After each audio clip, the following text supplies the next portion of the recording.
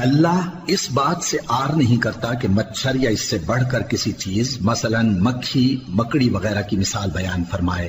اب جو مومن ہیں وہ یقین کرتے ہیں کہ وہ ان کے پروردگار کی طرف سے سچ ہے، اور جو کافر ہیں وہ کہتے ہیں کہ اس مثال سے اللہ کی مراد ہی کیا ہے۔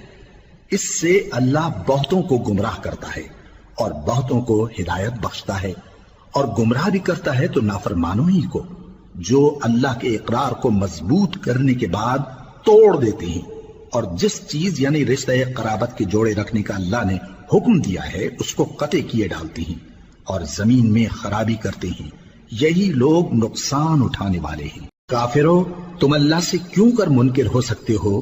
جس حال میں کہ تم بے جان تھے تو اس نے تم کو جان بخشی، پھر وہی تم کو مارتا ہے، پھر وہی تم کو زندہ کرے گا، پھر تم اسی کی طرف لوٹائے جاؤ گے۔